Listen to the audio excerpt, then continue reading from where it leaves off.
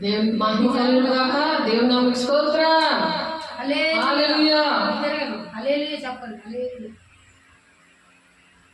దేవుని ఆరాధిద్దాము. దేవుడు ఇచ్చిన మహాకృపను బట్టి దేవునికి అనేకమైన వందనాలు చెల్లిస్తూ, మరి ఇది నాన్న దేవుడు సన్నిధి విషయంలో, దేవుని సంఘం విషయంలో దేవుడు మాట్లాడడానికి ఇష్టపడుతున్నారు. కాబట్టి దేవుని ఆరాధిద్దాము. దేవుని ఆత్మను పొందుకుంటూ, దేవుని సంఘం అంటే ఏంటో, దేవుని ఆలయం అంటే ఏంటో, ఆలయం నుండి ఆశీర్వాదాలు ఎలా తీసుకోవాలి, ఎలా పొందుకోవాలో, మనం దేవుని ఆలయంగా ఎలా మారాలో ప్రతిదీ కూడా నేర్చుకుందాము. మరి దేవుని ఆరాధిద్దాము. కళ్ళు మూసుకోండి, ఆరాధించండి, పరిశుద్ధాన్ని పొందుకోండి. మహిమ నీకే దేవా, వందనాలు వందనాలు, స్తోత్రాలు స్తోత్రాలు, పరిశుద్ధుల వందనాలు నాయన.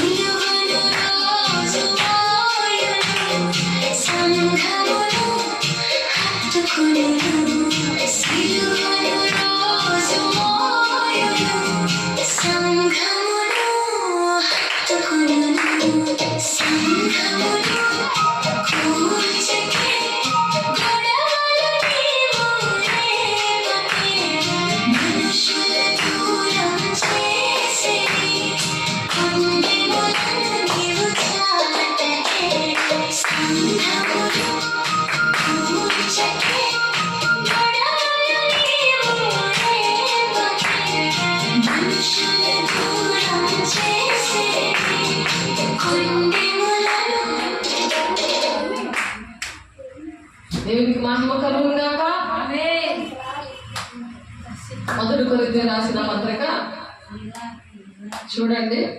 1 కొరింథీ రాసిన పత్రికలో 3వ అధ్యాయము 17వ వచనము. 1 కొరింథీ రాసిన పత్రిక చూడండి. చక్కగా బైబిల్ తీసి 1 కొరింథీ రాసిన పత్రిక 3వ అధ్యాయము చక్కగా వినండి. సంఘం అంటే ఏంటి? యేసయ్య శరీరము. ఎవడైనాను దేవుని ఆలయమును పాడు చేసిన యెడల దేవుడు వారిని పాడు చేయను. కూర్చోండి. ఎవడైనాను దేవుని ఆలయమును పాడు చేసిన యెడల దేవుడు వారిని పాడు చేయను. దేవుని ఆలయము పరిశుద్ధమైనది, మీరు ఆ ఆలయమై ఉన్నారు. దేవుడు ఏం చెప్తున్నారు? మనం ఏంటంటే దేవుని ఆలయముగా ఉన్నాము, దేవుని ఆలయముగా ఉన్నాము. ఎవడైనా తను తాను మోసపరచుకోకూడదు. దేవుని ఆలయం అంటే మనుషులు కదా, నాకు కనిపించట్లేదు. మీరు దేవుడు ఆలయం గురించి ఆలోచించాలండి. ఎవడైనా దేవుని ఆలయం పాడు చేసిన ఎడల వానిని ఏం చేస్తారు? దేవుడు పాడు చేస్తున్నాడు. దేవుని ఆలయం అంటే ఎవరు? మనిషి, మనమే. అదే కదా మనం పాడుకున్నాము. దేవుని ఆలయాన్ని పాడు చేయకూడదు. మన ఆలయం సంఘాన్ని పాడు చేస్తే ఏం జరుగుతుంది? సంఘాన్ని పాడు చేస్తారు. ఎలాగా చూడాలని చెప్పుకొని మరి ఒకరు మానేస్తారు, పక్కలు కూడా చెప్తారు నేను కూడా మానేశాను అని చెప్తారు. ఒక ఆమె అలాగే మానేసి గుండెకున్న చెస్ట్ క్యాన్సర్ ఉన్న పుట్టిగా ఉండేవాళ్ళు అలా కొడుక్కి ఎదిగితే వాళ్ళని నేను కూడా మానేశానని ఆమెకు గుండెలు చెప్పి మానిపించేస్తుంది. ఆమెకు బల్లరాధనివ్వమంటే ఆమె బల్లరాధ లేవు, మనం చూడు అని అంటే ఇక్కడ పైన ఆరాధన చర్చ ఉండేది, అక్కడికి నడిపించిన కింద ఉన్న వాళ్ళందరికీ సువార్త చెప్తే వాళ్ళు అన్ని కూడా చక్కగా పరిశుద్ధాన్ని పొందుకున్నారు అక్కడ. అంటే అది అపోస్తుల కార్యము. చూడండి, అపోస్తుల కార్యంలో ఆ మాట ఉంది. 10వ అధ్యాయం 44వ వచనంలో ఆ మాట ఉంది. పుణ్యులతో సహా పరిశుద్ధాన్ని పొందుకున్నారు అక్కడ. మీరు కూడా అక్కడ ఉన్నారు. అలా పొందుకున్నప్పుడు వాళ్ళని కింద ఉన్నారు వాళ్ళందరూ కూడా మీకులాగా అందరూ కూడా మతం కులం భేదం లేదు కదా, అందరూ కూడా దేవుని ఆలయంగా పరిశుద్ధంగా ఉండాలని దేవుడు ఆశపడుతున్నాడు. ఏం చేసినా ఆమె కింద ఉన్న వాళ్ళ పైకి తీసుకురామని చెప్తారు. తండ్రి చెప్తాం అది ప్రతి ఒక్కరి పట్ల దేవుడు మాట్లాడే దేవుడు ఏంటంటే మాట్లాడలే కదా. ఇప్పుడు మీ అమ్మ నాన్న ఉన్నారు, మనతో మాట్లాడకపోతే అన్నయ్య తమ్ముడు అక్క చెల్లెళ్ళు ఎవరు మాట్లాడకపోతే మనకి ఎంత బాధగా ఉండదో ఒకసారి ఆలోచించండి. అలా దేవుడు సృష్టికర్తనే దేవుడు మనతో మాట్లాడకపోతే మనకు బాధగా ఉంటుందా లేదా? కానీ దేవుడు మాట్లాడతాడు ఎప్పుడైతే మనం పరిశుద్ధంగా ఉన్నప్పుడు, పరిశుద్ధాత్మ శక్తిని పొందుకున్నప్పుడు, మన దేహము దేవుని ఆలయంగా ఉన్నప్పుడు. ఎప్పుడైతే ఈ ఆలయం వెళ్ళి ఏం చేస్తుందంటే పాడు చేయకూడదు. ఆ సంఘం అంటే ఏంటి? దేవుని ఆలయం. ఆ ఆలయం ఎవరంటే మనిషి అనమాట. ఆ మనిషి ఏంటంటే దేవుని ఆలయం బాగుపరిచేటట్టు ఉండాలి, కానీ వాళ్ళే పాడు చేసినట్టుంటే ఎలా ఉంటుంది? కానీ పగ తీర్చుకోవడం నా పని అంటున్నాడు దేవుడు. ఆ పగ ఎలా తీర్చుకుంటున్నాడో వాళ్ళు నేను పాడు చేస్తాను అంటున్నాడు. అంటే నీ దేహం ఏం చేస్తే అబద్ధాలు ఆడుతుంది, ఊతుమాటలాడుతుంది, అందరి దగ్గర డబ్బులు దోచుకుంటుంది, దేవుని ఆజ్ఞను పాటించదు, దేవుని దగ్గర దోచుకుంటారు, మనుషుల దగ్గర దోచుకుంటారు. మరి ఏంటంటే ఇలాంటి మాటలు చెప్పలేని వాళ్ళ దగ్గరికి సాతానుడు పట్టుకుపోతాడు అనమాట. కాబట్టి దేవుడు ఇక్కడ ఏం చెప్తున్నారు? దేవుని ఆలయం ఎవడైనా దేవుని ఆలయంలో పాడు చేసినాడా దేవుడు వాణిని పాడు చేయడు. సేవకులు ఏమంటారు అని దేవుడు మధ్యవర్తిగా ఉంది. దేవుడు వాళ్ళ జీవితాలు అంటే వాళ్ళ ఆలయంగా ఉండదు, ఇంకా సాతానికి ఆలయంగా ఉంటది, సాతానికి ఆలయంగా ఉంటది. కాబట్టి దేవుడు వాళ్ళని పాడు చేయదు. దేవుని ఆలయం పరిశుద్ధమై ఉన్నది. దేవుని ఆలయం ఎలా ఉంది? దేవుని ఆలయం పరిశుద్ధంగా ఉంటది. నువ్వు అసలు డిస్టర్బ్ చేయకూడదు, లేకపోతే నేను పాడు చేస్తాను అంటున్నాడు. కాబట్టి దేవుని ఆలయము ఎలా ఉంటుందంట? మీరు ఆలయమై ఉన్నారు, మీరు పరిశుద్ధులై ఉన్నారు. ఎవరు మీరు? చెప్పండి, చెప్పాలి, నోరిప్పండి. మీరెవరు? దేవుని ఆలయమై ఉన్నారు, మీరు పరిశుద్ధంగా ఉండాలి. ఎవడైనా తను మోసపరచుకోకూడదు. ఏం చెప్తున్నారు? ఎవరు కూడా ఎవరి మట్టుగా అలా మోసం చేసుకోకూడదు. మన మట్టుకు మనం మోసం చేసుకుంటే మనమే కదా, మనమే చెడిపోతాం కదా, అంతేనే కదా. మన మట్టుకు మనము మోసం చేసుకోకూడదు. దేవుడు ఆలయముని పాడు చేయడం అంటే ఏంటంటే మన దేహాన్ని మనం పాడు చేసుకున్నప్పుడు బీపీలు, షుగర్లు, మరి చెడు వ్యసనాలు, ఈ కైనీలేంటి, తాగుబోతాం ఏంటి, వ్యభిచారం ఏంటి, ఇవన్నీ ఎందుకు ఇక్కడ జరుగుతున్నాయి? కారణం అదే. కాబట్టి దేహం అనే దేవుని ఆలయాన్ని పాడు చేసుకోకూడదు. అబద్ధమును ప్రేమించి జరుగుంచేవాడు మండు అగ్నిగుండలో పడిపోతానని చెప్తున్నాడు. సాతానుడు ఏం చేస్తాడంటే మండు అగ్నిగుండలో పడిపోయేలా చేస్తాడు. కాబట్టి ఎవడనూ తను తాను మోసపరచకూడదు. మీలో ఎవడైనా ఈ లోకమందు తను జ్ఞానిని అనుకునే జ్ఞాని అన్నట్లాడు వెర్రివాడు అవ్వాలన్నమాట. మనం జ్ఞానం అవ్వాలంటే మనం ఏమీ తెలియలేనట్టే ఉండాలి. మనకి ఎన్ని తెలిసినా సరే ఏమీ తెలియనట్టే ఉండాలి. అప్పుడు దేహం అనే దేవుని ఆలయముగా తయారవుతుంది అన్నమాట, తయారవుతుంది. కాబట్టి దేవునికి మహిమ కలుగును గాక, దేవునికి మహిమ కలుగును గాక. ఎవడైనా ఈ పునాది మీద బంగారము, వెండి, వెలగల రాళ్ళు, కర్ర, గడ్డి, కొయ్యకాల మొదలైన వాటితో కట్టిన ఎడల వాని పని కనబడుతుంది అంటారు. అంటే ఎందుకంటే దేవుని ఆలయము మామూలుగా మనం ఎలక్కడ విలువైన వస్తువులతో కట్టాలి. మన దేహం అనే ఆలయము అంత పరిశుద్ధంగా ఉండాలన్నమాట. దేవుని ఆలయం కూడా మరి ఆ విధంగా కట్టాలని చెప్తున్నారు ఇక్కడ. ఎక్కడది మొదటి కొరింథీయులకు రాసిన పత్రికలోనే ఉంది. 11వ వచనంలో ఉంది అన్నమాట. పునాది మీద ఒకడు కట్టిన పని నిలిచిన ఎడల వాడు జీతము పుచ్చుకొనును. పునాది అంటే మనం ఎప్పుడైతే పరిశుద్ధాత్మ అనే పునాది మీద మనం కట్టబడతామో అప్పుడు మన జీవితాలు శారీరకంగా ఆఫీసర్ లాగా ఉంటారు. మరి మంచి ఇల్లులు ఉంటాయి, మంచిగా అన్ని కూడా మంచి ఉంటాయి. కాబట్టి పునాది అనేది పరిశుద్ధాత్మ దేవుడు. ఆ పునాది మీద ఒకడు కట్టిన పని నిలిచినడలా వాడు జీవము పుచ్చుకొనును. జీతం అంటే ఏంటి? ఇహలోకంలో అందరి దగ్గర కూడా నువ్వు మంచోడుగా ఉంటావు, మంచిదానిగా ఉంటావు. నువ్వు ప్రార్థన చేస్తే అక్కడ దెయ్యాలు వెళ్ళగొట్టగలవు. ప్రార్థన చేస్తే ఎవరికైనా తలపోటు వచ్చినా, జ్వరం వచ్చినా వెంటనే సరే విడుదల వస్తుంది. ఎవరికైనా నువ్వు నీ దగ్గర ఇప్పుడు డబ్బులు ఉంటాయి, అలాగా ఉన్నా సరే ఏం చేస్తారంటే అది అలాగా దాచుకుంటారు అనమాట. అలా దాచుకోకుండా దేవుడికి ఇస్తావు, దేవుడు రాజ్యాన్ని కట్టడానికి ఇస్తావు. నీకు దేవుడు అలాగా అభివృద్ధి చేస్తూనే ఉంటాడు. కాబట్టి ఆ పని ఏంటంటే ఒకటి పని కాల్చివేయబడిన వారికి నష్టము కలుగును. కాల్చివేయడం అంటే ఏంటంటే మనము మన కోసమే ఖర్చు పెట్టుకోవడము, ఆ దేవుని డబ్బులు మరి అది ఏమీ కూడా దేవుని సంఘాల కోసం అసలు పట్టించకుండా ఉంటే ఆ పని ఎంత చేసినా సరే నష్టమే కలుగుతుంది అనమాట. అతను తన మట్టుకు రక్షింపబడ్డ కానీ అగ్నిలో నుండి తప్పించుకున్నట్లు రక్షించబడతాడు. అగ్నిలో నుండి తప్పించుకున్నాడు కానీ బహుమానాలు కానీ జీవ కిరీటాలు కానీ ఉన్నతమైన స్థలము అంటే 1000 ఏళ్ల పరిపాలనలో మరి ఒక దేవునితో కలిసి ఏలుబడి చేయడం కానీ ఉన్నది. ఇక్కడ భూలోకంలో ఎలాగైతే పాకలు, బిల్డింగ్లు అలా ఉన్నాయో, పెద్ద అపార్ట్మెంట్లు, మంచి ఏసీ కార్లు ఎలాగైతే ఉన్నాయో, ఎలాగైతే మంచిగా ఉంటారో అలాగే పరలోక రాజ్యంలో కూడా ఒక ఉన్నతమైన స్థానము మనకి రావాలి. దేవునికి మహిమ కలుగును గాక. ఆమేన్.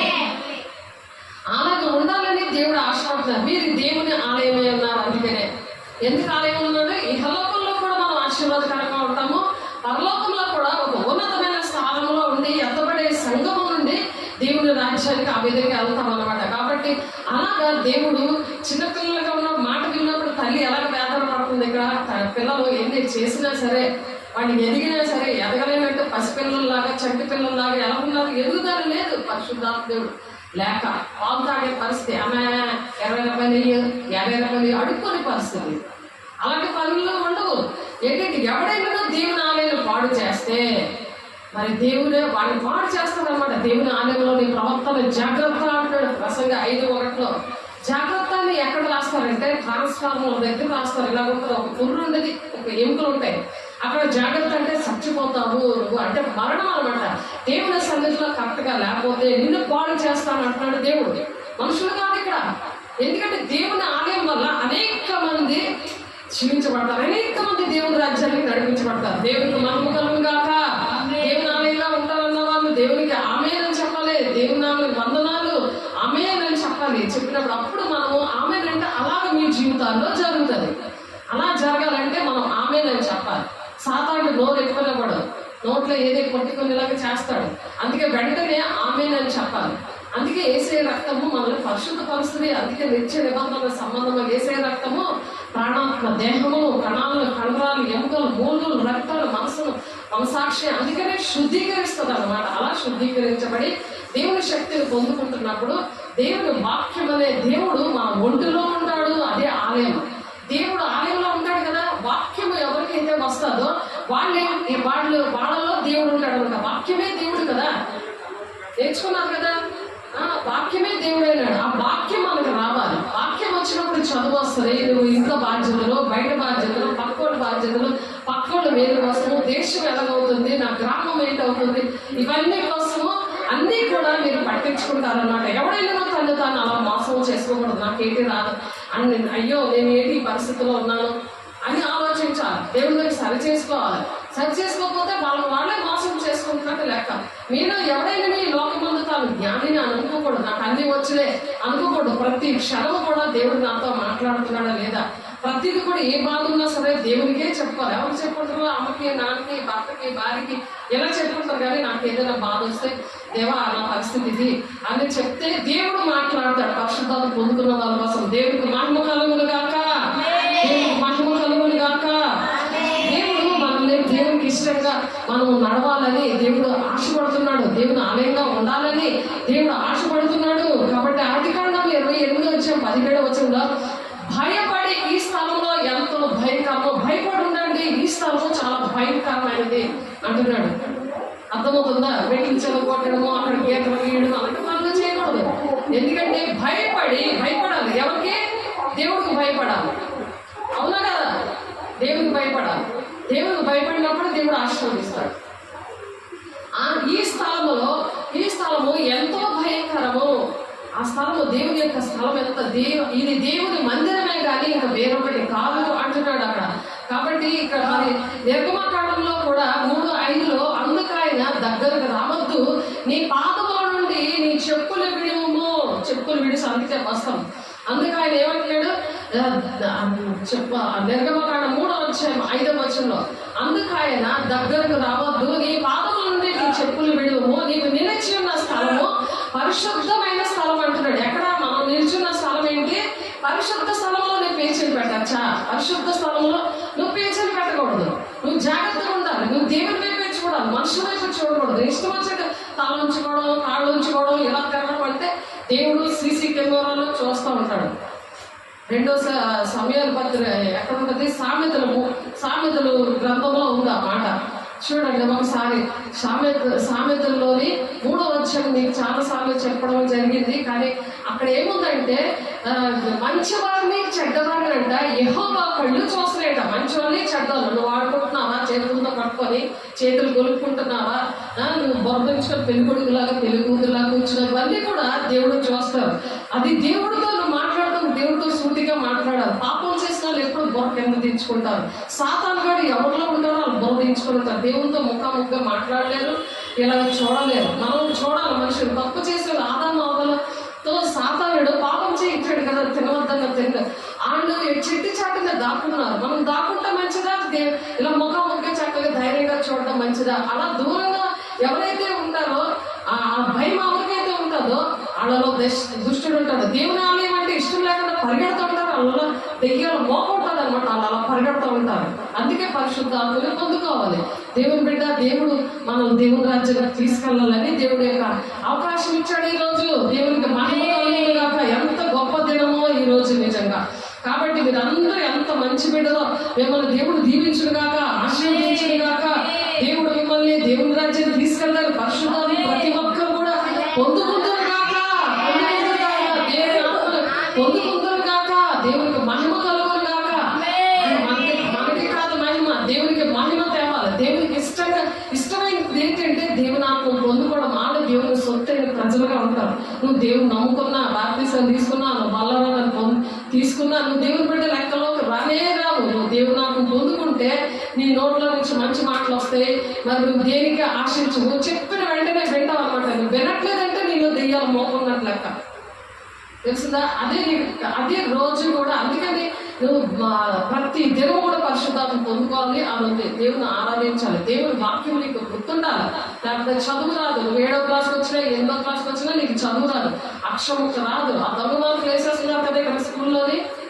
వేసేస్తున్నారా?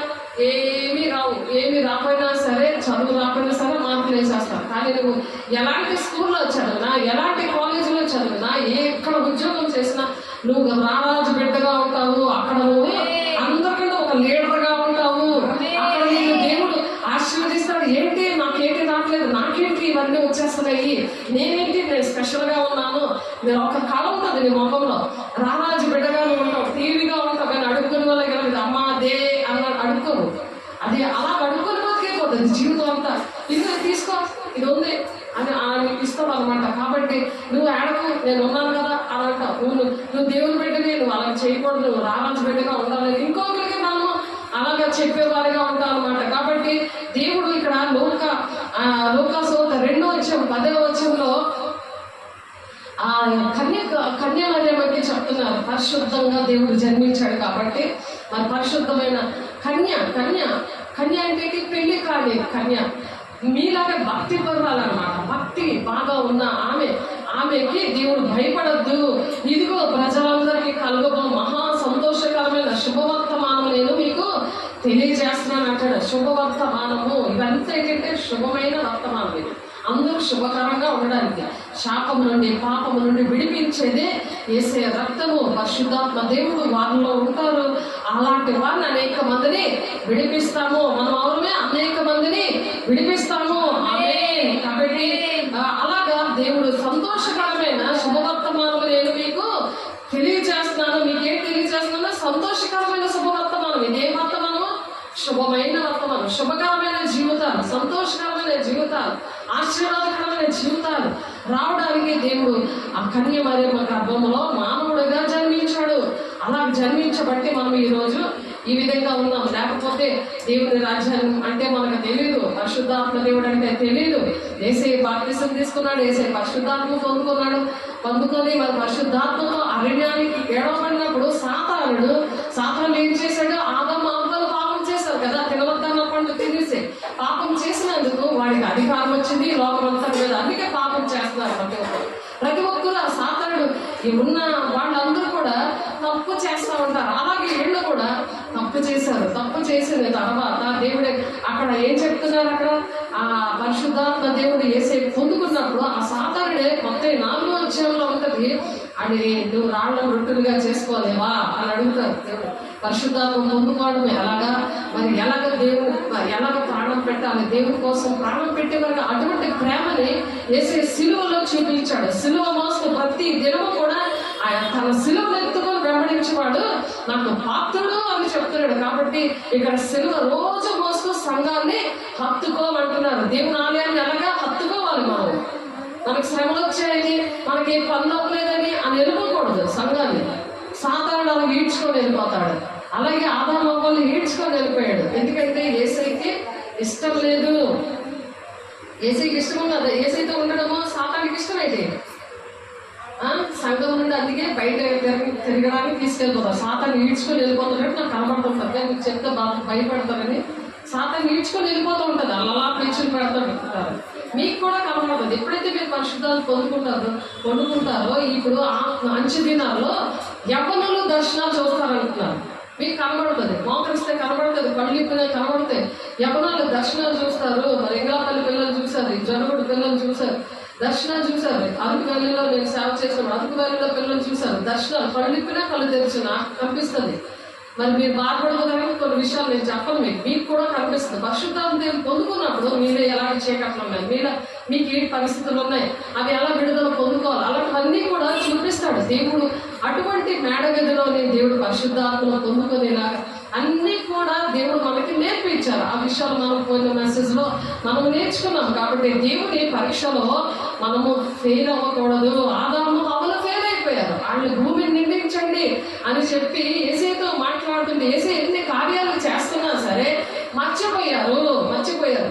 ఎన్ని కార్యాలు చేస్తారు? రోజు కూడా దేవుడు ఆదాము హవ్వలు, మీకు తెలుసా ఆదాము హవ్వలు ఏదైనా కాలంలో యేసయ్య ఎలా మాట్లాడుతూ ఉండేవాడు, అలా మాట్లాడుతున్నవాడు. అలాగే సేవకులు కూడా ఎన్ని అద్భుత కార్యాలు వాళ్ళ ద్వారా మీరు పొందుకున్నా, ఎన్ని అద్భుత కార్యాలు మీ జీవితాల్లో చేసినా ఎవరు దూరిపోయారు? అక్కడ ఆదాము హవ్వల మధ్యన ఎవరైతే దూరారో వాళ్ళే సంఘంలో కూడా దూరిపోయి మళ్ళీ దేవుని సంఘానికి హత్తుకోవడం అనేసి దూరంగా వెళ్ళిపోయారు. దేవుడు బిడ్డ నీకోసమే మాట్లాడుతున్నాడు దేవుడు. నువ్వు దూరంగా ఎందుకు వెళ్ళిపోయి సాతాను నీకు కనిపించాడు, మరి సంఘంలో ఉన్న బిడ్డలు కనిపించారు. అయినా సరే నువ్వు పట్టించుకోలేదు, దేవుని ఆజ్ఞలు పాటించలేదు. దేవుడు బిడ్డ నీకు మరొక అవకాశం ఇస్తున్నాడు దేవుడు. కాబట్టి దేవుడు ఆదాము అవ్వలను ఎవరు విడగొట్టారు? సాతాను విడగొట్టేశాడు. విడగొట్టాడు లేదా? ఆదాము అవ్వలు తెలుసా?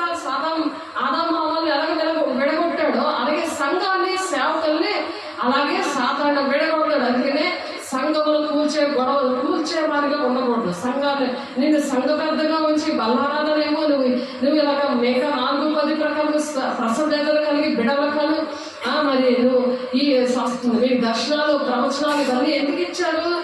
ఆ సంఘము ద్వారా సంఘము క్షమాపణ జరగాలంటే పరిశుద్ధులు సంపూర్ణులు అవ్వాలి. పరిశుద్ధులుగా కానీ సంపూర్ణులు అవ్వాలంటే మరి సువార్తికులుగా, ప్రవక్తలుగా, ఉపదేశకులుగా, కాపరులుగా, బోధకులుగా దేవుడు నిర్ణయించాడు. ఎఫెసీ 4:13 మరి స్కూల్లో ఎలాగైనా టీచర్స్ ఉంటారు, మాట్లాడకూడదు. స్కూల్లో టీచర్స్ అలాగుంటారు. అలాగే ఇక్కడ అలాగే ఫ్యాకల్టీ పెడతారు. సంఘంలో కూడా దర్శనాలు చూసేవారు. ప్రవచనం అంటే రేపు ఏం జరుగుతుందో అది దేవుడు బయలుపరుస్తారు. దేవుడు మాట్లాడే దేవుడు. ఏదో రాయిలాగా ఏదో బొమ్మలాగా ఉండే మనిషిగా దేవుడు మనతో మాట్లాడతారు. పరిశుద్ధాత్మ పొందుకుంటే దేవుడు మాట్లాడతారు. అది అపోస్తుల కార్యము 2:17 ఉంటుంది. యవ్వనులు దర్శనాలు చూస్తారు, వృద్ధులు కలలు కంటారు, మీ కుమార్తెలు ప్రవచిస్తారు. మన సంఘంలో దేవుడు చేశాడు. గ్లోరీ గాస్పెల్ చర్చ్లో మరి 8 సంఘాల్లో కూడా దేవుడు చేశాడు. ఈ కార్యాలు ఇప్పుడు కూడా ఇంకా కంటిన్యూగా ప్రతి దినము కూడా చేస్తున్నాడు. దేవుడికి మహిమ కలుగుగాక. అంటే దేవుని ప్రేమించేవాడట నష్టమైనను వచ్చుకుంటాడట. అలాగే వచ్చాడు. ఎంత నష్టం కలిగినా ఎవరు వినకపోయినా రోజు అగ్నిలాగా మండుతుందే కానీ దేవుని మహిమ, ఆయన మహిమ తెచ్చేగా సంఘం మండుతుందే కానీ మరి ఆ సిలువను మరి రోజు మోస్తూ సంఘాన్ని హత్తుకునే వారే ఉండేవాళ్ళు ధన్యులు. వాళ్ళు ఎత్తబడే గుంపులో ఉంటారు. దేవుడికి మహిమ కలుగులాగా. ఆమేన్. కాబట్టి దేవుడు చెప్పిన సత్యాలను విడిచిపెట్టి ఒక అబద్ధానికి ఆకట్టుకున్నారు, అంటే ఆకర్షించబడ్డారు. ఎవరు? ఆదాము హవ్వలు ఏం చేశారు? ఒక అబద్ధానికి పాములో ఆ సాతానాత్మ దూరి ఆ పడిపోయిన దేవదూత ఆ ఆత్మ దూరి అంతవరకు కూడా జంతువులో నడిచిన పాము ఆ దేవుడు శపించాక అది ఇప్పుడు నేల మీద పాకుతుంది, మట్టి తిని బతుకుతుంది. కాబట్టి ఆ ఆత్మను అది ఏం చేసింది? ఆదాములో ఎలాగైతే పడగొట్టిందో సంఘాన్ని కూడా దేవుడు అలాగా ఆ పాము కనిపించిన కళల్లో పాములు కనబడతాయి, పాములు కూడా పాములు కనబడతాయి. కాబట్టి అవేంటంటే 2 నాలుకలు అనమాట. చర్చిలో ఒక మాట, ఇంటికి వెళ్ళాక ఒక మాట. 2 నాలుకలు, లోపల ఒక మాట, బయట ఒక మాట. లోపల సారీ ఏంటి, ఐఎమ్ వెరీ సారీ అని అంటారు కదా, లోపల మాత్రం కవటం ఉండిపోతుంది. దాంతో మాటలు వస్తాయి కదా, నోట్లోంచి మాటలు వస్తాయి కదా, లోపల బయటికి ఆ మాటలు లోపల ఎలా ఉంటాయి? లోపలేమో కపటం ఉంటుంది. దేవుని ఆజ్ఞలు పాటించాలి కదా, దేవుని డబ్బులు దొంగిలించుకోండి కదా, దేవుని సన్నిధి రావాలి కదా, కనీసం నెలకు ఒకసారైనా రావాలి కదా, దూరంగా ఉన్నవాళ్ళు కనీసం ఫోన్లోనే మాట్లాడాలి కదా. అలాగా దేవుడు మరి క్షమాపణ లేకుండా దేవుని రాజ్యానికి చేరలేరు. ఒకరికొకరు క్షమించుకోవాలి, ప్రేమించాలి. అందుకోసం దేవుడు వాక్యం ఆఫ్లైన్లో ఉన్న వాళ్ళతో దేవుడు మాట్లాడుతున్నప్పుడు సేవకులతో మాట్లాడాలి. దేవుని ప్రేమించేవాడు నష్టమైన సరే ఓర్చుకోవాలి. నీకు నష్టం కలిగినా నువ్వు ఓర్చుకోవాలి. ఎందుకంటే న్యాయాధిపతి అనే దేవుడు ఉన్నాడు, ఆయన మాట తప్పని వాడు. అలాగా మన సిలువని ఎటువంటి శ్రమలు వచ్చినా సరే మనము సిలువను మన సిలువను నన్ను వెంబడించేవాడు సిలువను ఎత్తుకొని వెంబడించాలంటున్నాడు. అలా మనం వెంబడించాలి. ఎవరు ఆత్మను వాళ్ళు ఆ విధంగా కాపాడుకోవాలి. దేవుడిని ఏం చేశాడు? దూరం పెట్టేశారు. అలాగే లేక ఏం చేశారు? దేవుడినే దూరం పెట్టాడు. నువ్వు సంఘాన్ని దూరం పెట్టావు, సేవకులు దూరం పెట్టావు కదా, దాని అర్థం ఏంటి? దేవుడు దూరం పెట్టావు. ఆదాము హవ్వలాగా దేవుడు దూరం పెట్టేశారు అన్నాడు. సాతాను క్రియలు అంతకంతకు కూడా ఇది ఎక్కడ జరిగింది? ఆదికాండం 3వ అధ్యాయంలో జరిగింది. 3వ అధ్యాయం నుండి మరి ప్రకటన గ్రంథం వరకు కూడా ప్రతి ఒక్క భక్తుల్లో కూడా అంత ఎలాగ సాతానుడు ప్రవర్తించడో విడవచ్చన్నీ కూడా అక్కడ జరిగేది. కాబట్టి ఆ పండు తిన్నాక పాప స్వభావం వచ్చింది. అలాగే ఎప్పుడు వచ్చింది? పండు తిన్నాక పాప స్వభావం వచ్చింది. సాతానుకు దగ్గరే దేవునికి దూరం అయ్యారు. వాళ్ళు ఏం చేశారు? ఆ పండు తినద్దన్న పండు తిన్నారు. మీరు వద్దన్న పని చేశారనుకోండి, వెంటనే సాతాను మీలో ఒంట్లోకి దూరతాడు. పరిశుద్ధాన్ని పొందుకోకపోతే వచ్చే నష్టం అది. నువ్వు వద్దు, నువ్వు చెయ్యకు అంటే నేను సాతాను నా ఒంట్లోకి రాని పిలిచిన లెక్క. పండు తిన్నారు, వద్దు అన్న పండు తిన్నారు కాబట్టి వాళ్ళలోకి ఏ స్వభావం వచ్చింది? సైతాను స్వభావం వచ్చేసింది. సాతాను దగ్గర అయిపోయాడు. దేవునికి క్లోజ్ గా ఉండాలా, దెయ్యానికి క్లోజ్ గా ఉండాలా? దేవునికి క్లోజ్ గా ఉన్నప్పుడు వాళ్ళు ఏం చేస్తారు? మాట వింటారు. మాట వినట్లేదంటే అసహ్యంగా నువ్వు ప్రవర్తిస్తున్నావు అనుకో, బొబ్బులుగా వేసుకొని నవ్వుకోవడము, దెయ్యం పనులు అవి. ఆడున్నాడు అనమాట. ఆడ స్వభావం వచ్చింది కాబట్టి నువ్వేం చేస్తున్నావు? ఆయన స్వభావం వచ్చింది కాబట్టి నువ్వు ఆ సైతాన్ అమ్మో నాలో సైతాన్ ఉన్నాడు అనమాట. వెంటనే అందుకే దేవుని సన్నిధిలో నీ ప్రవర్తన జాగ్రత్త అన్నాడు అని చెప్తున్నాడు దేవుడు. కాబట్టి పండు తినగా పాప స్వభావము వచ్చేసింది. సాతానుకు దగ్గరై దేవునికి దూరం అయిపోయారు అనమాట. ఎవరికి దగ్గర అయిపోయారు? సాతానుకు దగ్గర అయిపోయారు.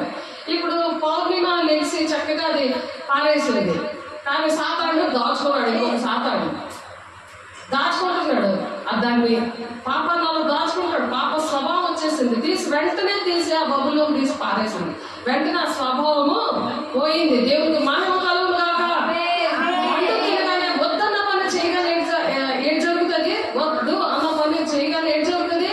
పాప స్వభావం మనిషిలో తయారవుతుంది. కాబట్టి పండు తినగానే పాప స్వభావం వచ్చింది. సాతానుకు దగ్గర అయిపోయాడు. ఎవరికి దగ్గర అయ్యాడు చెప్పండి? వినలేని వాళ్ళు ఎవరికి దగ్గర అయ్యారు? పండు తినడం, గోడ జారబడి కూర్చొని ఇంకా నవ్వుకొని దాచుకొని ఒంటికి అంటించుకొని ప్యాంటుకి షర్ట్కి అంటించుకుంటే ఎవరికి దగ్గర అయిపోయారు? సాతానికి దగ్గర అయిపోయాడు. కాబట్టి సాతాను చూడండి, సాతానికి దగ్గర అయిపోయి మరి అది ప్రకటన ఆదికాండం నుండి ప్రకటన వరకు కూడా ఈ సాతానుడే ఇప్పుడు భూలోకం అంతా ఏలుబడి చేస్తున్నాడు. కాబట్టి దానికోసమే యేసయ్య ప్రాణం పెట్టాడు. ఆడేంటంటే మత్తయి 4వ అధ్యాయంలో ఉన్నది, నాకు నమస్కారం చేస్తే నేను ఈ లోకాన్ని ఇచ్చేస్తానని యేసయ్య నమస్కారం చేయమన్నాడు. మానవుడు తప్పు చేసినందుకు, మానవుడు తప్పు చేస్తే యేసయ్యని నమస్కారం చేయమన్నాడు. కానీ తండ్రి అయిన దేవుడు తన కుమారుడు పంపించి, ఇదిగో నా కుమారుడు నీ తలని చెదగొడతాడు అన్నాడు. వినాలా? ఏం చెప్పాడు? నా కుమారుడు వచ్చి నీ తలను చెదగొడతాడు, జాగ్రత్త అని దేవుడు వచ్చి మన విషయంలో ప్రాణం పెట్టి ఆ శాతంతో అగ్నిగుండు దాన్ని తన తల చెదగొట్టి, తల ఎలా చెదగొట్టాడు? ఆయన ప్రాణం పెట్టాడు. మనం చేసిన తప్పులకి ఆయన ప్రాణం పెట్టాడు. ఆదికాండం 3వ అధ్యాయం 15వ వచనంలో ఉంది ఆ మాట. కాబట్టి ఆ తలని చెదగొట్టి మరి దానికి నమస్కారం చేయండి. నీకు నమస్కారం చేయను, నేను యుద్ధం చేసి నా దేవుని పిల్లలందరినీ నేను దగ్గర చేసుకుంటాను. సాతాను పిల్లలుగా ఎవరైతే ఉన్నారో ఈ భూలోకం అంతా మతం కులం భేదం లేకుండా ఎవరైతే ఉన్నారో వాళ్ళందరి నిమిత్తం కూడా ఆయన యుద్ధం చేశాడు. ప్రాణం పెట్టాడు. ఆయన ప్రాణం పెట్టాడు. కాబట్టి మోసపోకుడి, దేవుడు వెక్కిరించబడు. మనుషుడు ఏది విత్తుతాడో ఆ పంటే కోస్తాడట. నువ్వు ఏది విత్తుతావో, మంచి చేస్తావా నీకు మంచి జరుగుతుంది, నువ్వు చెడు చేస్తావా నీకు చెడు జరుగుతుంది. అది అందుకని సాతానుడికి ఏం జరిగింది? సాతానుడికి ఏం చేశాడు దేవుడు? సాతాను కఠినలు కూడా సాతానుతో పాటు అగ్నిగుండానికి వెళ్తారు. మనం ఏం చేయాలి? సాతాను మాట వినకూడదు, దాని స్వభావం మనలో రాకూడదు. దేవునికి విధేయత చూపించు, దుష్టుని ఎదిరించు, అప్పుడు నీకు అక్కడ నుండి పారిపోతాడు అంటున్నాడు. 4వ అధ్యాయం 7వ వచనం. దేవునికి లోపడాలి. దేవుడు చాలా భయంకరమైనదని చదివాం కదా ఆదికాండంలో. కాబట్టి యేసుక్రీస్తు భూలోకం రావడానికి ఎన్నో ఆటంకాలు వచ్చాడు సాతానుగాడు. కాబట్టి అక్కడ కన్యమరియమ్మకి మరి చక్కగా గర్భం వచ్చినప్పుడు జనాభా లెక్కలు పెట్టించాడు. అలాగా ఆ నిండు చూడడానికి ఎక్కడ కూడా ఆ పశువుల పాకలోనే ప్లేస్ దొరికింది, ఎక్కడ కూడా ప్లేస్ దొరికింది. ఓర్చుకుందా లేదా? తన సిలువను ఎత్తుకొని వెంబడించిందా యేసయ్యని? ఎంత ఓర్చుకుంది? అలా మనము దేవుని పిల్లలు కలడానికి ఓర్చుకోవాలి. దేవునికి మహిమ కలుగును గాక. ఇంకా 4:10 ప్రకారం మనం ప్రసవేదన కలిగి దేవుని బిడ్డలు రక్షించాలి. దేవుని యొక్క శుభ వర్తమానం చెప్పుకున్నాం కదా, ఈ వర్తమానాన్ని అందరికీ కూడా ప్రకటించాలి. అలా ప్రకటించినప్పుడు, నువ్వు అలా సహించుకున్నప్పుడు ప్రకటన 2:10 ప్రకారము జీవ కిరీటం వస్తుంది. దేవునికి మహిమ కలుగును గాక. మనందరికీ జీవ కిరీటము దేవుడు ఇస్తాడు. దేవునికి మహిమ కలుగును గాక. మరి గలతీ 6:7 మోసపోవద్దు. మీరు సాతానుడు మిమ్మల్ని మోసం చేస్తాడు. రూపాయి గదులుగా కోసం నేను మోసం చేసేస్తాడు, నాకు కనపట్టుకోవడానికి మోసం చేస్తాడు. మోసపోవద్దు. నువ్వు ఏది చేస్తావో అదే విధంగా సాతాను స్వభావాన్ని నువ్వు పక్కన పెట్టుకోవాలి. పక్కన పారేయాలి, దాన్ని చెత్తను పారేయాలి. నేను తర్వాత వేసుకోవాలి. తర్వాత తర్వాత నీ ఇష్టము. కాబట్టి మోసపోకడి, దేవుడు వెక్కిరించబడ్డు. మనుషుడు ఏది వ్యక్తున్నా ఆ పంటే కోస్తాడు. నువ్వేం చేస్తావు? నువ్వు దేవుడికి భయపడితే దేవుడు నీళ్ళలోకి వస్తాడు. నువ్వు భయపడలేదనుకో దేవుని ఒంట్లో వస్తాడు. కాబట్టి మనము దేవుని ఆలయంగా ఉన్నాము. యేసుక్రీస్తు భూలోకము యేసుక్రీస్తు ఏం చేశాడు? భూలోకం రాకూడదని, వినాలి, భూలోకం రాకూడదని ఎన్నో తెప్పలు పెట్టాడు. 2 సంవత్సరాలు ఉన్నప్పుడు కూడా ఏ రోజు అందరు 2 సంవత్సరాల పిల్లల్ని చంపేశాడు. కాబట్టి అలాంటి ఎన్ని ఇబ్బందులు పెడతాడో మనకు కూడా అటువంటి ఎన్నో ఇబ్బందులు పెడతాడు. కానీ మనం ఎలా ఉంటామో దేవునికి ఇష్టంగా ఉండాలి. సేవకు రాకుండా చేద్దామని కూడా వేసేది చాలా బాధ పెట్టాడు. సేవకు రాకుండా చేద్దామని వేసేది చాలా బాధ పెట్టాడు సాతాను కూడా. అలాగే మనకి కూడా ఏ పని మనకి పట్ల దేవునికి చిత్తము ఒకటి ఉంటుంది, అది చేయనివ్వకుండా మనలో కూడా చాలా బాధ పెడతాడు. కానీ మనం గురి దగ్గరే పరిగెట్టాలి. శ్రమైన, ఖడ్గమైన, హింసైన, ఉపద్రవమైన దేవుని ప్రేమ నుండి ఎడబాపున అంటున్నాడు. కాబట్టి దేవుని ప్రేమ అనేది మనలో ఉన్నప్పుడు మనం తండ్రి చిత్తాన్ని నెరవేర్చగలము. దేవుడికి మాట ఇచ్చి తప్పిపోతున్నారు చాలా మంది. మాట ఇచ్చి తప్పిపోతున్నాడు. పెద్దోళ్ళేంటి చిన్నోళ్ళేంటి మాట ఇచ్చి తప్పిపోతున్నారు. దేవుడు మాట తప్పని వాడు. సాతాను ఉంటే వాళ్ళు ఎలాగుంటారు? మాట తప్పిపోతారు. దేవుడైతే మాట ఇచ్చి మాట తప్పరు.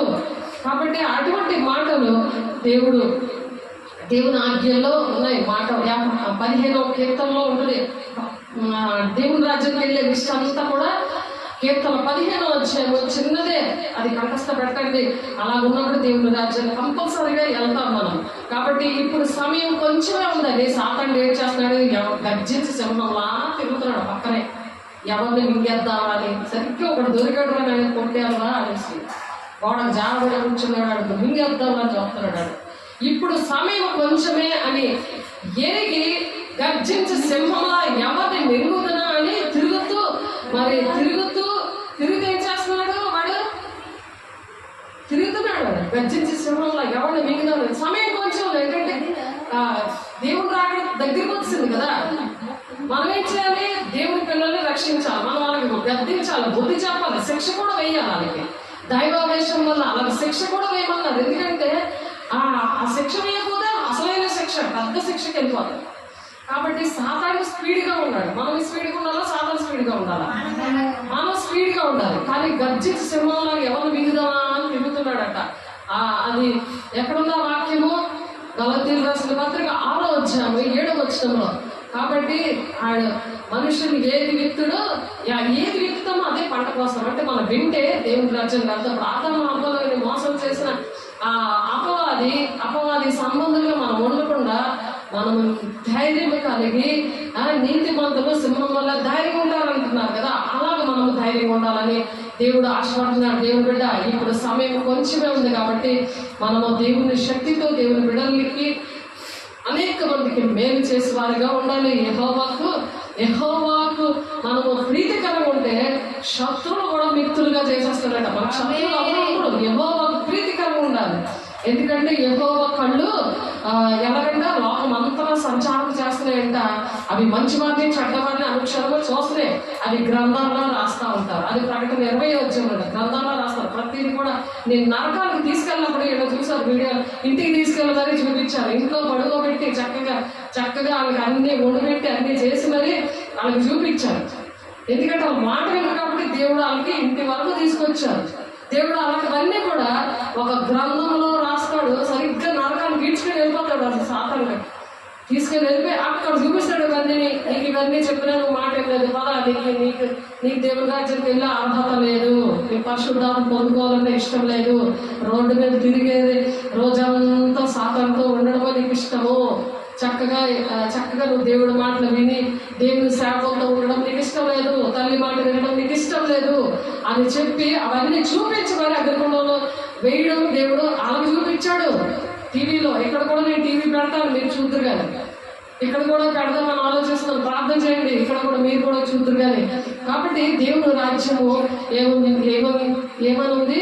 ఆహారము పారము కాదు, పరిశుద్ధాత్మ ఆనందమైన. ఆనందంలో ఉన్నప్పుడు నీకు ఆకలేదు. రోజంతా తినబోయినా నాకు ఆకలేదు. అడగండి, ఇక్కడ ఉన్న వాళ్ళు అడగండి, నాకు ఈ పరిచయం చేసిన అందరినీ అడగండి, ఆకలేదు. ఎందుకంటే పరిశుద్ధాత్మలో ఆనందం ఉన్న తండ్రి తండ్రి చిత్తం నెరవేర్చడమే నాకు ఆహారమే ఉంది అంటున్నాడు దేవుడు. దేవుడే ఒంట్లో ఉన్నాడు, మనకు ఆకలేదు. అదే ఆహారం. అయ్యో ఏ బిడ్డ నచ్చింది, ఎవరు మాట వినట్లేదు, ఎవరు పేచీలు పెడుతున్నారు, ఎవరు దెయ్యాలు పట్టి అలా పీడించబడుతున్నారు, మాట వినకుండా ఏ కుటుంబం పాడైపోతుందని ఒక వేదన ఉంటుంది, ఒక దుఃఖం ఉండాలి. అది దేవుడు చూస్తాడు, వాళ్ళకి జీవ కిరీటం ఇస్తాడు. దేవుడికి మహిమ కలుగును గాక, దేవుడికి మహిమ కలుగును గాక. కాబట్టి ఎత్తబడే సంఘంలో లేకుండా సాతానుడు ఏం చేస్తున్నాడు? ఇప్పుడు సంఘాన్ని పాడు చేస్తున్నాడు, సంఘాన్ని పూజ చేస్తున్నాడు, గొడవలు రేపుతున్నాడు, మనుషులు దూరం చేసే కొండాలు చంపుతున్నాడు. కొండాలు పెద్ద చర్చ కావాలి, నా కొడుకు పెళ్ళి అవ్వాలి కాబట్టి పెద్ద చర్చ కావాలి. సమాధుల్లో పెట్టినప్పుడు చక్కగా మనుషులందరూ రావాలి, 3 మంది జనాలు కావాలి, 3 కోళ్ళ దండలు, 2000 రూపాయలు పెట్టి ఒక ఆమె సేవకులకి కాంగిచ్చి పంపించలే, 2000 రూపాయలు పెట్టి సమాధి మీద పూలు వేయడానికి వెళ్ళింది. ఎంత దూరం అనుకున్నారు, అక్కడ భీమవరమో ఎక్కడ అక్కడ కారులో వెళ్ళి. నేను అదే దారిలో వెళ్తాను, నన్ను చక్కగా విజయనగరం దింపేయచ్చు నాకు. కానీ ఎలా ఉంటారంటే హాయ్ బాయ్ అన్నట్టు ఉంటాడు. సాతాను బాణలో ఉండి ఏదో వీళ్ళు వచ్చారు పోయారు కదా, దేవుడు వచ్చాడు అని కాదు. ఇంట్లోనే చక్కగా సంఘాన్ని పెడతా, ఇంట్లోనే దేవుడు వచ్చి నీకు సంఘాన్ని పెడతా, ఇరుగు పొరుగులు రక్షించాలని తండ్రి చిత్తం ఉంటే నా కుటుంబము రక్షించబడక్కర్లేదు, నాకు హస్తకృత ఆలయాల్లో దేవుడు ఉండడంటున్నాడు. కానీ దేవుడు ఆలయంగా మనం ఉన్నప్పుడు ఇల్లే దేవాలయంగా మారుతుంది. అందుకే ఇంటింటా రొట్టె వినంటే అది ఉంది వాక్యం, ఇంటింటా రొట్టె వినమని ఉంది. అనుదినము దేవాలయం తప్పక కూడుకోండి అని ఉంది. ఇక్కడ దేవుడు అనుదినం ఇక్కడ చర్చ తెరవబడుతుంది కదా, ఇక్కడ బల్లారాధన తీయబడుతుంది. అందుకే కారణం 24 గంటలు కూడా తాళాలు మీకు ఇచ్చి ఇక్కడ అనుదినం కూడా ఇక్కడ ఆరాధన జరుగుతుంది కదా. ఎవరు వస్తే వాళ్ళు ప్రార్థన చేసుకుంటారు. ఏ నైట్ వచ్చినా ఏ పగలు వచ్చినా ఎప్పుడు కూడా ఆలయం తెరవబడుతుంది.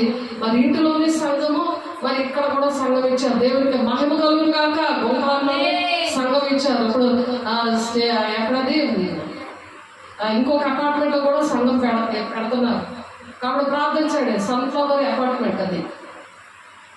కాబట్టి ప్రార్థన చేయండి. దేవుడు ప్రార్థన చేస్తే చాలు, నువ్వు సహకరించిన లెక్క. సహకరిస్తే నేను జీవ గ్రంథంలో నీ పేరు వెళ్తాను. నువ్వు పరిశుద్ధాత్మ పొందుకొని ప్రార్థన చేస్తే దేవుని ప్రార్థన వెళ్ళదు. అసలు నువ్వు ఏంటి చదివినా అది నీకు బోరకెక్కదు, నువ్వు ఏ పని చేసినా నీకు బోరకెక్కదు.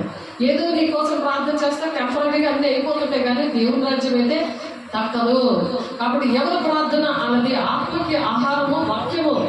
శరీరాన్ని ఆహారం కోసం మనం ఎలాగైతే ఆకలి వేసేసింది, ఆకలి మంటతో ఎలాగ ఏడుస్తూ ఉంటారో కొంతమంది ఉన్నారు. ఆకలి మంటోడు అనుక్షణము 10 నిమిషాలకు ఆకలి వేసేస్తుంది. సైతాడు ఆడు ఉంటాడు, కుంభకర్ణుడు లాంటి సైతాడు ఉంటాడు, ఆడు అలా తింటూ ఉంటాడు అనమాట. కాబట్టి ఆకలి అనేది సైతాన్ అనమాట, పేచీలు అనేది సైతాన్ బుద్ధులు. కాబట్టి దేవుడు ఇక్కడ ఏం చెప్పినా దేవుడు యుద్ధం చేసి మనల్ని కల్పిస్తాడు. ఎత్తబడిన సంఘము ఉన్నప్పుడు. కాబట్టి దేవుడు యుద్ధం చేసి ఆ విధంగా మనల్ని మోసం చేసిన ఈ సాతాన్ని మరి దేవుడు ఆ సిలువలో జయించి రహస్య రాకడలో వచ్చి సంఘాన్ని తీసుకెళ్తాడు. కాబట్టి బహిరంగ రాకడలో వచ్చి సాతాన్ని 1000 సంవత్సరంలో భూలోకంలో, అది చెప్తున్నవన్నీ కూడా ఈ 1000 పరిపాలన భూలోకంలో ఎత్తబడిన సంఘంలో వచ్చి పరిపాలిస్తాడు. సాతాన్ని మరి మళ్ళీ 1000 సంవత్సరాల తర్వాత వదులుతారు. కానీ వాడికి అప్పటికీ కూడా బుద్ధి రాదు, వాటికప్పటికీ బుద్ధి రాదు. కాబట్టి మరలా ప్రజలు మోసం చేస్తాడు. అక్కడ విడవబడిన వాళ్ళు ఉంటారు. ఇప్పుడు ఎత్తబడిన సంఘముతో ఈ 1000 పరిపాలనకి బహిరంగ రాకడలో వస్తారు. అది ప్రకటన 1:7 ఉన్నది. అది మీరు అందరూ కూడా విన్నారు. డిస్క్రిప్షన్ చూడండి, మళ్ళీ వింటారు. ప్రతి నేత్రము చూస్తుంది, రొమ్ము కొట్టుకుంటారని చక్కటి వీడియోస్ ఉన్నాయి. చక్కగా వాక్యముతో చెప్పడం అవుతుంది. కాబట్టి చూడండి, సంఘంలో వచ్చి మరి వాడు ఏం చేస్తాడంటే పరిపాలిస్తాడు. సంఘంలో వచ్చి పరిపాలిస్తాడు. దశలోకి పత్రికలో ఉంటుంది. అంత్యక్రీస్తు వచ్చి సంఘంలో పరిపాలిస్తాడు. విడవబడిన వాళ్ళతో మహాశ్రమలో మరి జరుగుతున్నప్పుడు ఆ విడవబడిన సంఘముతో ఆడు మోసం చేసి సంఘంలో 3.5 సంవత్సరాలు కూర్చుంటాడు. తర్వాత మిగిలిన 3 సంవత్సరాలు మహాశ్రమంలో సాతాను చేతుల్లో చిక్కుబడి వాడి చేతుల్లో చనిపోయినప్పుడే వెళ్తారు. కానీ అవన్నీ మనకు ఉండకుండా ఎత్తబడే బొమ్మలో మనం అందరూ ఉండుగాక. సాతాను బదులు అలాగా ఆ యుద్ధంలో ఆ యుద్ధం అంతా కూడా అయిన తర్వాత అందులో సాతాన్ని బంధించిన సాతాను మళ్ళీ 1 సంవత్సరం విడిచిపెట్టిన తర్వాత మరలా అది ఇంకొక యుద్ధము. ఇంకొక యుద్ధం జరుగుతుంది. ఆ యుద్ధంలో కూడా దేవుడు జయిస్తాడు. జయించిన తర్వాత ఈ పాత సృష్టి అంతా కూడా నాశనం అయిపోతుంది. నూతన ఆకాశం, నూతన భూమి. ఈ నూతన ఆకాశం, నూతన భూమిలో మరి దేవుని పిల్లలు కూడా జీవితాంతం యుగాలు కూడా దేవునితో ఉంటారు. కాబట్టి దేవుని పిల్లల మాట వినకుండా ఉన్నవాళ్ళు, సంఘాలు పాడు చేసిన వాళ్ళు, సంఘాలు కూల్చి గొడవలు రేపిన వాళ్ళు, మనుషుల దూరం చేసే కొండాలు మరి చాటి చెప్పడం, మరి దేవుని శుభవార్తను చాటి చెప్పకుండా మరి ఎక్కడున్నా సరే క్షమాపణ లేకుండా దేవుని రాజ్యం నువ్వు చేరలేవని పగతో నింపబడితే నువ్వు దేవుని ప్రేమతో నింపబడాలని దేవుడు ఆశీర్వదిస్తున్నాడు. ఈ దినాన దేవుని ప్రేమతో అందరూ నింపబడాలని. తగ్గింపు లేనివాడు వాక్యాన్ని గైకొనడు. అహంకారం ఉంటుంది. సాతానికి ఎక్కువ అహంకారం ఉంటుంది. కాబట్టి తగ్గించుకోరు. దేవుని సేవలతో మాట్లాడరు. దేవునితో సేవలతో మాట్లాడే వాళ్ళే మాట్లాడాలి. అసలు వాటికి వాళ్ళే మాట్లాడాలి. కానీ వీళ్ళు మాట్లాడరు. అహంకారం. కాబట్టి దేవుని ప్రేమించేవాడు నష్టమైనా సరే ఓర్చుకొని దేవుని ఆత్మను ఓర్చుకొని మాట్లాడతారు. వాళ్ళకి ఏదైనా మెసేజ్ పెడతారు. టైం ఉన్నా లేకపోయినా అయ్యో వీళ్ళ కోసం ప్రార్థన చేద్దామని ఉంటుంది. అలాంటివేమీ లేకుండా ఉంటే దేవుని అందుకే మీరు సంఘాన్ని హత్తుకోలేకపోతున్నాం. మేము అందుకే సంఘాన్ని హత్తుకోలేకపోతున్నాము. వేసే శరీరము మరి అందుకే మనం తీసుకోలేకపోతున్నాము. దేవుని సేవలతో మాట్లాడలేకపోతున్నాము. సంఘము బాధ్యతలు మేము వహించలేకపోతున్నాము. దేవుని ఆలయంలో మేము ఉండలేకపోతున్నాము అని గమనించాలి. దేవుని బిడ్డ ఎఫెసీయులు 4వ అధ్యాయంలో మరి ఉంటుంది. దేవుని ఎఫెసీయులు 4వ అధ్యాయంలో చూడండి 16వ వచనంలో ఏముంది? ఆయన శిరస్సు ఉన్నాడు. ఆయన నుండి సర్వ శరీరం చక్కగా అమర్చబడుతుంది. అలా నువ్వు సంఘంలో బాప్తిసం తీసుకున్నప్పుడు వేసే శరీరంలో అవయవంగా నువ్వు అమర్చబడాలి. నువ్వు ఎక్కడో అమర్చబడకూడదు.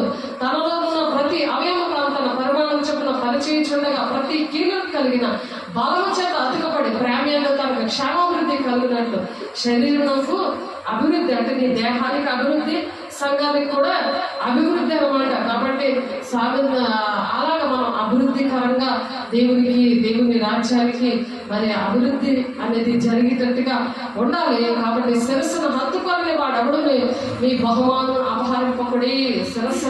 శిరస్సును హత్తుకోవాలంటే దేవుని శిరస్సుని అంటే సంఘాన్ని నువ్వు హత్తుకోవాలి. ఆ శిరస్సు మూలంగా సర్వ శరీరము కీళ్ళ చేత నరముల చేత పోషించబడి అతుకబడినదే దేవుని వల్ల కలుగు వృద్ధితో అభివృద్ధి పొందుతుంటారు. అలాగే దేవుని శరీరము అనే సంఘము, నీ దేహం అనే ఆలయము అలాగే అభివృద్ధి చెందుతుందని కొలస్సీ 2వ అధ్యాయము 19వ వచనంలో ఉంది. అలాగే సామెతలు 26వ అధ్యాయము 22వ వచనంలో కూడా ఆ మాట చెప్పుకొని ముగించేద్దాం. ప్రార్థన చేసుకున్నాము. ప్రతి ఒక్కరు కూడా మరి దేవుని దగ్గర అడగండి. నేను దేవుని ఆలయంగా ఉంటాను, దేవుని ఆత్మను పొందుకుంటాను, ప్రతి దినము పొందుకుంటాను. మరి రక్షణ లేని వాళ్ళు రక్షణ పొందుకుంటాము అని అడగాలి. ప్రతి ఒక్కరు అడగాలి. దేవా నీ మాట వింటాము, నీకు లోపడతాము. కొండెగాని మాటలంటే రుచిగల పదార్థంలో వంటిపడ్డ కొండెగాడు. ఈ కొండెగాడు ఏం చేస్తాడంటే సంఘాలు పాడు చేస్తాడు. స్టార్టింగ్ నుండి అలాగే సంఘాలు పాడు చేస్తాడు. సంఘం లేకుండా చక్క వెలుగుతున్న సంఘాన్ని అలాగ పాడు చేశాడు. బ్రాంచీల ఉన్న సంఘాన్ని పాడు చేశాడు. ఎందుకంటే నా రాజ్యం నేను కట్టుకోవాలి, నా కుటుంబం కోసం నేను ప్రార్థన చేసుకోవాలి అని సేవకులు పీడించుకొని తిరగడం, భూ సంబంధమైనవన్నీ ఎత్తుక్కోవడము, చెప్పా చేయకుండా వెళ్ళిపోవడము, చెప్పా చేయకుండా అన్ని కొనుక్కోవడము. ఆస్తి భూలోకం సంబంధమైన ఆస్తే కావాలి, పరలోక సంబంధమైన ఆస్తి అవసరం లేదు. సంఘమును కూర్చోవాలంటే ఎలాగ గొడవలు ఆడతారని ఉంది. ఇక్కడ సామెతలు 26లో కొండెగాని మాటలు రుచిగల పదార్థముల వంటివి వెంటనే వింటారు. ఇప్పుడు ఆదామాపలు నీ దేవుడు ఎంత ప్రేమించాడు, ఎంత పరలోక రాజ్యంలాగా ఏం కష్టపడకుండానే అక్కడ ఆ పరలోక రాజ్యంలాగా ఏదైనా మనం ఎలాగున్నది అలాగా దేవుని ఆలయము మనకిస్తే వాళ్ళు ఏం చేశారు? ఒక్క అబద్ధం ద్వారా ఆదామాపలు ఎలాగ సాతాను గడికి ఎలాగ అంకితం అయిపోయారో అటువంటి బోధలకి అంకితం అయిపోయారు. ఈ కొండే మాటలు అనమాట రుచిగల పదార్థంలాగా ఉన్నాయంట. వాళ్ళకి అంటికిపోయారు. కానీ దేవుడు ఎన్ని కార్యాలు చేసినా అవన్నీ మర్చిపోయారు. అలాగే ఆదామాపలు ఎలాగైతే మర్చిపోయారో దేవునికి 120 సంవత్సరాలు బ్రతికారు వాళ్ళిద్దరూ. కానీ ఆత్మ లేదు. చనిపోయిన వాళ్ళ కింద లెక్కలు ఉన్నారు. కాబట్టి ఆత్మ లేనివాడు నావాడు కాదు అంటున్నాడు. నువ్వు జీవిస్తున్నావు కానీ నువ్వు మృతుడు కాడున్నాడు. కాబట్టి చెడు హృదయంలో ప్రేమగల మాటలాడు పెదవులను కలిగి ఉండ మంటి పెంకు మీద వెండిపోతా సమానము అంటున్నారు. పగవాడు పెదవులతో మాయ చేసి అంతరంగంలో కపటము దాచుకుందును. అలాగే మనం అలాగా అంతరంగంతో వాడు కొండని చెప్పిన వాడు, ఆ పాములు కడగబడిన వాళ్ళు, సంఘాన్ని హత్తుకోలేని వాళ్ళలో అటువంటి ఉంటాడు. వాడు తన వేషమును కపట వేషము చేత దాచుకొని సమాజంలో మనం చెడుతాను బయలుపరచబడను.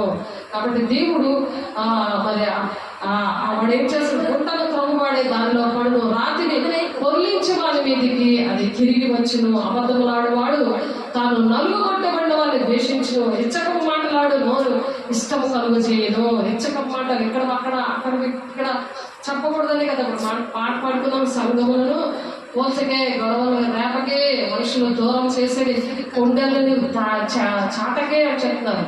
అలాంటి చాటుకొని ఎక్కడైనా దేవుడు ఉన్నాడులే, నా ఇష్టం వచ్చిన బ్రతుకుతాం అపోస్తల బాధ దేవుడు ఇస్తే దేవుడి కార్యాలన్నీ చూసి దేవుడి ద్వారా అన్ని ఆశీర్వాదాలు పొందుతారు. మనుషుల ఆలోచనలు, మనుషుల ప్రేర్ పాయింట్లు, భూలోక సంబంధమైన ప్రేర్ పాయింట్లే మీకు కావాలి. కానీ అసలైన దేవుడి రాజ్యం పోగొట్టుకుంటున్నాం దేవుని బిడ్డ. కాబట్టి దేవుని ప్రేమించేవాడు నష్టం కలిగినా ఓర్చుకుందాం. దేవుని బిడ్డ ఈరోజు తీర్మానం చేయి, దేవుని ప్రేమిస్తాను, మరి దేవుని ప్రేమించేవాడు నష్టమైన సరే నేను ఓర్చుకుంటానయ్యా. సిలువను ఎత్తుకొని నేను సంఘ సిలువను ఎత్తుకొని వెంబడిస్తాను. ఎటువంటి శ్రమ వచ్చినా సరే నన్ను వెంబడించేవాడు సిలువను ఎత్తుకొని వెంబడించబడి నా ప్రభా, ఎటువంటి శ్రమ వచ్చినా, ఎటువంటి దేని వచ్చినా, దేవాన్ని క్రీస్తు కలిగిన సంపూర్ణత కలవాలు మగవరు అన్ని విషయాలు మేము ఎదుగుతామయ్యా. మీకు వందనాలయ్యా. సిలువను రోజు మోయించి సంఘంలో హత్తుకొని ఉంటామయ్యా. అయ్యా ఎటువంటి శ్రమలు వచ్చినా తండ్రినైనా అయ్యా నీ ప్రేమ నుండి ఎడబాపునా నడపవును. క్రీస్తు అయ్యా క్రీస్తు పోలు మేము నడుస్తున్నాం, నన్ను పోలు మీరు నడవండి అంటున్నాం నాయన. నాకన్నా మీరు గొప్ప కార్యాలు చేస్తాడు అంటున్నాం నాయన. అలాగే నీ భక్తులందరూ కూడా సాతాను వల్ల పడిపోకుండా ప్రభు నీకన్నా గొప్ప కార్యాలు చేశారయ్యా. మా ద్వారా కూడా నువ్వు ఎన్నో కార్యాలు చేస్తున్నావు. నీ కోట్లాది వందనాలు. మహిమనీకే పరిశుద్ధాత్మ దేవుడా నీకు వందనాలు. మాలో ఉండి నా తండ్రికి బిడ్డలకి ప్రకటిస్తాం దేవానికి వందనాలు, వాడుకుంటున్న దేవానికి వందనాలు. చేతులు ఎదురు బిడ్డలందరూ కూడా మీరు వాడుకోండి, సహాయం చేయండి. మహిమ ఘనత ప్రభావం పొందుకు వేసే పరిశుద్ధ నామములో బ్రతిమలాడి వేడుకుంటున్నాం తండ్రి. ఆమె తండ్రి యొక్క దీవెన, కుమారుని యొక్క కృప, పరిశుద్ధాత్మ యొక్క నిత్య సహవాసము సదా కాలము ప్రతి ఒక్కరికి తోడై మీరు నడిపించును గాక. God bless you. దేవుడు మిమ్మల్ని దీవించి ఆశీర్వదించును గాక. ఆమేన్.